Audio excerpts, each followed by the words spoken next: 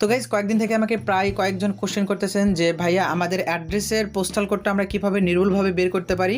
তো আমি আজকের ভিডিওতে সেটাই দেখাতে চলেছি যে কীভাবে আমাদের অ্যাড্রেসের পোস্টাল কোডটা আমরা খুব নির্ভুলভাবে বের করতে পারবো। তো আমি আশা করতেছি আপনারা যদি আজকের ভিডিওটা দেখেন তাহলে পোস্টাল কোডের যে ঝামেলাটা সেটা আর আপনাদের লাইফে থাকবে না। তো ভিডিওতে আমি আপনাদেরকে কয়েকটা উপায় বলবো তো যেইটার ফলে আপনারা খুব নির্ভুলভাবে পোস্টাল কোডটা বের করতে পারবেন। তো হ্যালো ভিউয়ার্স, আসসালামু আলাইকুম ও অন্যান্য জাতির প্রতি আন্তরিক শুভেচ্ছা এবং অভিনন্দন জানিয়ে আজকের ভিডিওটি শুরু করতেছি। তো কেমন আছেন আপনারা সবাই? আই হোপ আপনারা সবাই অনেক ভালো আছেন। Welcome back guys. তো আপনাদেরকে আমি প্রথমেই যেটা বলবো সেটা হচ্ছে আপনাদের স্মার্ট কার্ড অর্থাৎ এনআইডি কার্ডের ব্যাক পার্টে কিন্তু আপনাদের পোস্টাল কোডটা আপনারা পেয়ে যাবেন। এটা কিন্তু একদম সহজ এবং সোজা একটা উপায়, ঠিক আছে? এটাও কিন্তু নির্ভুল। তো গাইস এখন হয়তো বা অনেকে বলবেন যে ভাইয়া আমরা তো আমাদের এনআইডি কার্ডের ব্যাক পার্টেই তো আমাদের পোস্টাল কোডটা পেয়ে যাব, তো এইটা তো পোস্টাল কোড আপনার ঠিক আছে। তো এমনটাও তো হতে পারে যে আপনি এনআইডি কার্ড বানাইছেন আপনাদের জন্মস্থানে কিন্তু আপনি আসেন এখন অন্য একটা জেলায় বা অন্য একটা বিভাগে। তো তখন আপনি কি ওই এনআইডি কার্ডের ব্যাক পার্টের যে পোস্টাল কোড সেটা দিয়ে কি আপনার হবে? মোটেই হবে না।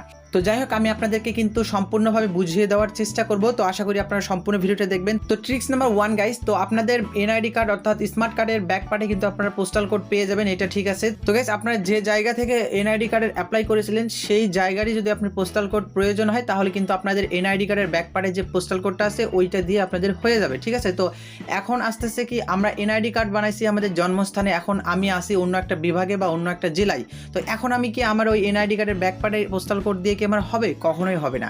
তো গাইস তার জন্য আপনাদেরকে যা করতে হবে, তো গাইস এটার জন্য আমি চলে আসলাম একটি ব্রাউজার থেকে গুগলে। তো এখানে আসার পর জাস্ট আপনি যেই জায়গার আপনি পোস্টাল কোড চাচ্ছেন সেই জায়গার নাম আগে লিখবেন, ঠিক আছে। ট্রিক্স নাম্বার 2, আপনি যে জায়গার পোস্টাল কোড বের করতে চাচ্ছেন সেই জায়গার নাম লিখে সরাসরি গুগলে সার্চ করবেন। তো আমি এখানে আমার জায়গার নাম দিচ্ছি, তারপর আমি কি করব এখানে প্রথমে আমাদের অ্যাড্রেসটা দেবো, তারপর আমরা পোস্টাল কোড লিখে সার্চ করব, ঠিক আছে। তো আমরা এখানে যদি পোস্টাল কোড লিখে সার্চ করি বা জিপ কোড লিখে সার্চ করি তাহলে কিন্তু এরকম কিছু অপশন চলে আসবে, ঠিক আছে। তো আপনারা কিন্তু প্রথমে যে গুগলের যে সাজেশন সেটাও কিন্তু চলে আসেন। তো এখানে কিন্তু সরাসরি এটা গুগলের সাজেশন আর কি, এটা কিন্তু কোনো ওয়েবসাইটের না। তো এখানে লেখা আছে কিন্তু the name of the post office of Gobindaganj and Mahimaganj, the postal code in this areas are 5740 and 5741, ঠিক আছে।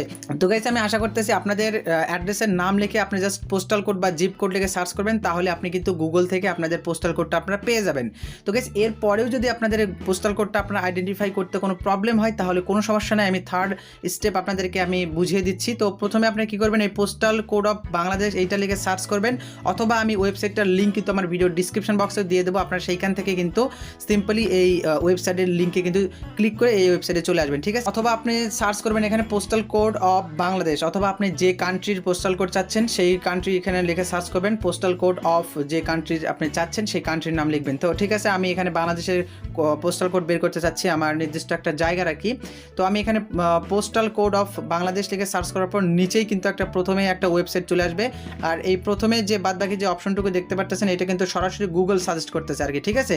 তো এখানে আমি এই যে প্রথমে যে ওয়েবসাইটটা আসছে আর কি, আমি সেই ওয়েবসাইটে ক্লিক করব।